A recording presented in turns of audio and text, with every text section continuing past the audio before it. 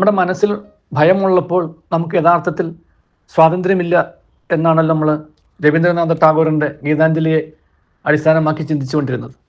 മനസ്സിൽ ഭയമുണ്ടാകുന്നതിൻ്റെ ഒരു പ്രധാനപ്പെട്ട കാരണം ഞാൻ കണ്ടിട്ടുള്ളത് നമ്മുടെ മനസ്സിൽ നമുക്ക് ഒളിച്ചു വെക്കാനുള്ള എന്തോ തെറ്റുകൾ ഉണ്ട് എന്നുള്ളതുകൊണ്ടാണ്. നമുക്ക് ജീവിതത്തിൽ ഒളിപ്പിച്ചു വെക്കാനുള്ള കാര്യങ്ങൾ ഉണ്ട് എന്നുണ്ടെങ്കിൽ, അതും നിയമവിരുദ്ധമായ കാര്യങ്ങളാണ് എന്നുണ്ടെങ്കിൽ, തീർച്ചയായിട്ടും അത് നമ്മെ ഭയപ്പെടുത്തിക്കൊണ്ട് തന്നെ ഇരിക്കും. ഇംഗ്ലീഷിൽ if you have skeleton in the cupboard എന്ന് പറയും. നമ്മുടെ അലമാരയിൽ നമ്മുടെ തലയോട്ടി അല്ലെങ്കിൽ അസ്ഥികൂടം നമ്മൾ സൂക്ഷിച്ചു വെച്ചിട്ടുണ്ടെന്നുണ്ടെങ്കിൽ അലമാരയിലിരിക്കുന്ന അസ്ഥികൂടം നമ്മളെ പേടിപ്പിച്ചുകൊണ്ട് തന്നെ ഇരിക്കും.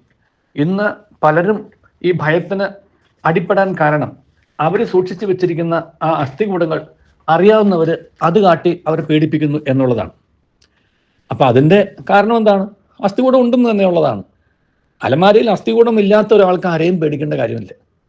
ആ വ്യക്തിക്ക് ഉറപ്പായിട്ട് പറയാൻ കഴിയും, ഞാൻ ഒരിക്കലേ മരിക്കുകയുള്ളൂ എന്ന്. The valiant never taste death but once. അത് ഷേക്സ്പിയർ പറഞ്ഞതാണ്. ഒരു ധീരുവായിട്ടുള്ള വ്യക്തി ഒരിക്കലേ മരിക്കുകയുള്ളൂ. ധീരനായിട്ടുള്ള വ്യക്തി, ഭീരുവായിട്ടുള്ള വ്യക്തി പല പ്രാവശ്യം മരിക്കും. കാരണം ഓരോ തവണയും നമ്മൾ സത്യത്തിന് നേരെ കണ്ണടയ്ക്കുമ്പോഴും, ഓരോ തവണയും നമ്മൾ ഭയത്തിന് അടിപ്പെടുകയും, ഓരോ തവണയും നമ്മൾ ആ അടിമത്തത്തിൻ്റെ പേരിൽ തെറ്റുകൾ ആവർത്തിക്കുകയും ഒക്കെ ചെയ്യുമ്പോൾ നമ്മൾ മരിക്കുകയാണ്, സത്യത്തിന് മരിക്കുകയാണ്. When you die to truth you die actually. നമ്മുടെ വ്യക്തിത്വമാണ് അവിടെ മരിച്ചു പോകുന്നത്, വ്യക്തിത്വമാണ് നശിച്ചു പോകുന്നത്. ഓരോ തവണയും നമ്മൾ സത്യത്തിന് മരിക്കുമ്പോൾ നമ്മുടെ വ്യക്തിത്വം മരിച്ചുകൊണ്ടേയിരിക്കുകയാണെന്നുള്ള തിരിച്ചറിവുണ്ടാകും. ആ ഒരു ആന്തരിക സംഘർഷമാണ് ഇന്ന് പലരുടെയും ഭയത്തിന് കാരണമായിട്ട് ഞാൻ കണ്ടിട്ടുള്ളത്. ഈ സംസ്കൃതത്തിൽ സാമദാന ഭേദ ദണ്ഡ് എന്നുള്ളൊരു ഉപദേശം, പിന്നെ ഒന്നും കൂടെ നല്ല ഉപദേശം, ഗിഫ്റ്റ് കൊടുക്കൽ, പിന്നെ പേടിപ്പിക്കുന്നത്, പിന്നെ ശിക്ഷിക്കുന്നത്. 4 മുറകളാണ് പരീക്ഷിക്കുന്നത് അല്ലെങ്കിൽ പറയുന്നത്. ഇതിനകത്ത് തന്നെ ഈ ഭേദവും ദണ്ഡും എടുക്കാനുള്ള കാരണം എന്താണ്? കാരണം അലമാരയിൽ ഒളിപ്പിച്ചു വെച്ചിരിക്കുന്ന അസ്ഥികൂടമാണ്. അപ്പോൾ ഒരുപാട് കള്ളപ്പണം സൂക്ഷിച്ചു വെച്ചിട്ടുള്ള ആൾക്ക് തീർച്ചയായിട്ടും ഭയം ഉണ്ടാവും. ഒരുപാട് കള്ളത്തരങ്ങൾ സൂക്ഷിച്ചു വെച്ചിരിക്കുന്ന വ്യക്തിക്ക് തീർച്ചയായിട്ടും ഭയം ഉണ്ടാവും. അതറിയാവുന്ന ആളുകൾ ഇത് കാണിച്ച് പഠിപ്പിച്ചുകൊണ്ടിരിക്കുകയും ചെയ്യും. ഇന്ന് ദൗർഭാഗ്യവശാൽ ഇന്ത്യയിൽ സംഭവിക്കുന്നത്, ഇങ്ങനെയുള്ള ആളുകളുടെ ഈ തരം കള്ളത്തരങ്ങളാകുന്ന ഈ അസ്ഥികൂടങ്ങളെ കാണിച്ച് നമ്മുടെ ഭരണകൂടം അവരെ പേടിപ്പിച്ച് ഒന്നുകിൽ നിശബ്ദരാക്കുന്നു, അല്ലെങ്കിൽ അസത്യത്തിന് കൂട്ടു നിൽക്കാൻ ആവശ്യപ്പെടുന്നു. ഈ ഭരണകൂടം എന്ന് പറയുമ്പോൾ ഞാൻ ഉദ്ദേശിക്കുന്ന ഗവൺമെൻറ് എന്നുള്ള അർത്ഥത്തിലല്ല.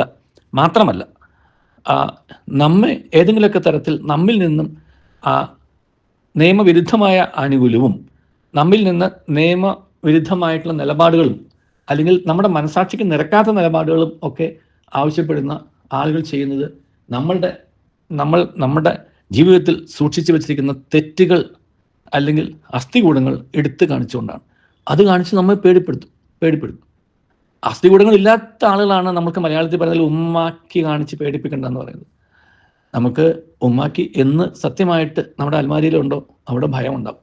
അതുകൊണ്ട് ഭയത്തെ നീക്കാനുള്ള ഏറ്റവും നല്ല മാർഗം സത്യസന്ധമായി ജീവിക്കുക എന്നുള്ളതാണ്.